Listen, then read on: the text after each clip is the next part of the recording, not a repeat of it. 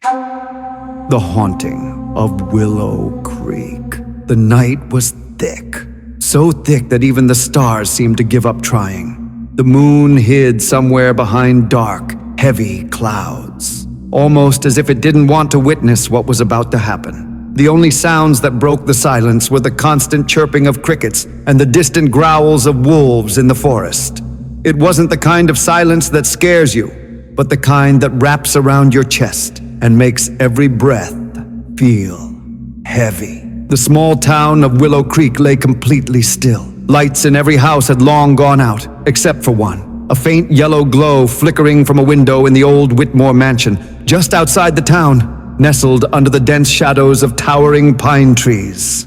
Inside, an elderly man sat by a crackling fire. His name was George Whitmore, once the loyal groundskeeper of the Whitmore estate. He was over 75 now, and his face was lined with deep wrinkles, older even than the cracked walls of the mansion. He sat hunched with a wooden cane in one hand, and a small oil lamp casting a dim glow over him. His eyes, cloudy with age, still held a strange spark, as if they could see things others couldn't. People in Willow Creek said George knew every creek, shadow, and secret of the Whitmore mansion. They also whispered that George had survived nights in that house, when the silence itself felt alive. Tonight felt like one of those nights. George slowly rested his cane against the floor and took a deep breath. He closed his eyes and the memories returned. Memories from decades ago when he was still young. It was a night just like this. George was returning from Fairbanks, a nearby town where Mr. Whitmore had sent him to collect some legal documents.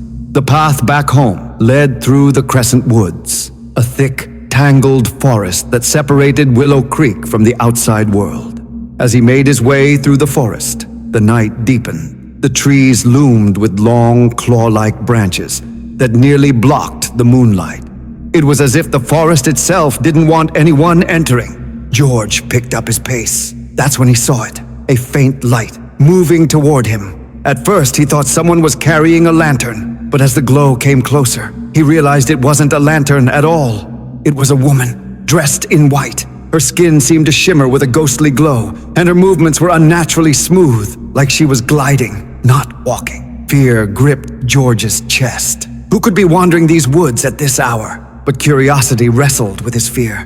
Who is she? A lost traveler? A townswoman? As the woman drew closer, the light around her intensified, almost blinding him. Her face was pale, her lips tinged blue, her eyes pitch black, empty, like two wells that led to something unspeakable. "Where are you going, George?" she asked, her voice soft but echoing unnaturally through the trees. George couldn't speak. His throat was dry, his legs frozen. "You seem lost," she said again, a strange smile playing on her lips. George wanted to run, but his feet felt buried in the earth. "Don't be afraid," she said sweetly. "I won't hurt you." That's when it hit him. This was no ordinary woman. He'd heard tales of spirits in Crescent Woods, ones that appeared human but led travelers into the forest, never to be seen again. He swallowed hard and forced out a whisper.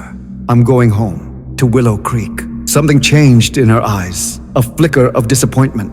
Then her voice turned sharp. "Willow Creek is far," she said. "Come, I know a quicker path."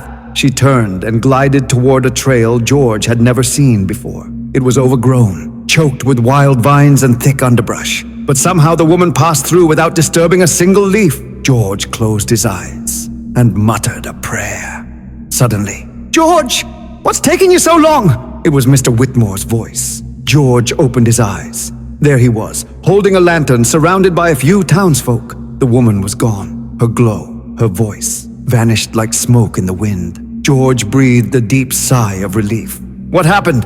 You look like you've seen a ghost," Mr. Whitmore asked. George told him everything. Mr. Whitmore's face turned grave. "That was a trickster spirit. Many have seen her in these woods. She leads people away, and they never come back. You're lucky we reached you in time." That night, George returned to the mansion, but he couldn't sleep. Every time he closed his eyes, he saw her empty face, heard her haunting voice. Now, decades later, sitting by the fire, George opened his eyes again. The flames were dying, the darkness outside still thick, still watching. He knew That ghost never truly left. Even now, he sometimes heard her voice echoing down the mansion's long halls. Sometimes he thought he saw a pale figure in white glide past a doorway. The nights in the Whitmore mansion never truly ended. And for George Whitmore, the sun never rose again.